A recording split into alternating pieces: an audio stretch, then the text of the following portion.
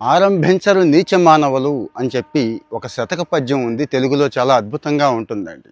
విషయం ఏంటంటే మనకి చాలా సామర్థ్యాలు, శక్తి ఉన్నాయని మనంతట మనం ఫీల్ అవుతూ ఉంటాం. కానీ ఏదైనా ఒక కొత్త పని మొదలు పెట్టాలంటే మాత్రం చాలా భయమేస్తుందండి. మన మీద మనకే నమ్మకం రాదు. ఒకవేళ మొదలు పెడితే ఫెయిల్ అయిపోతానేమో అనే భయం వేస్తుంది. అసలు చాలా సంకోచాలు ఉంటాయి. ఇక ఒకటి అరా కాదు, అవన్నీ ఇక్కడ చెప్పుకోవడానికి టైం సరిపోదు. అసలు మొదలు పెట్టడం మానేస్తున్నాం. అయితే ఒక్కటే ఉందండి చిట్కా, ముందు మొదలు పెట్టడం అంతే, అంతకుమించి ఏమీ లేదు. ముందు మొదలైతే పెట్టేయండి. ఏదైనా ఒక కొత్త పని స్టార్ట్ చేద్దాం అనుకున్నప్పుడు మొదలు పెట్టేయండి. మీరు ఎక్స్పెక్ట్ చేయని రిజల్ట్ వచ్చేస్తుంది ఒక్కోసారి. అరే ఇంత పెద్ద పొరపాటు చేశానా, ఇది ఎప్పుడో చేసి ఉండాల్సిందే, ఎప్పుడో మొదలు పెట్టి ఉండాల్సిందే అని మీకు కొన్ని విషయాల్లో అనిపిస్తూ ఉంటుంది కదా. అక్కడ చిన్నదానికైనా పెద్దదానికైనా లాజిక్ ఒకటే, మొదలు పెట్టేయండి. ఒకవేళ ఫెయిల్ అయితే ఏమవుతుందండి మీకు తెలుసు కదా, జస్ట్ ఒక మంచి ఎక్స్పీరియన్స్ మిగిలిపోతుందండి.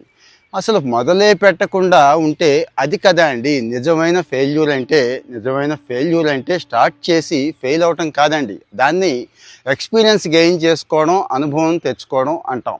మరి నిజమైన ఫెయిల్యూర్ అంటే చెప్పానుగా మొదట్లో, శతకారుడు ఏం చెప్పాడు, ఆరంభించరు నీచ మానవులు అంటే వేస్ట్ ఫెలోస్ అనేవాడు అసలు మొదలు పెట్టడు అని చెప్తున్నారు.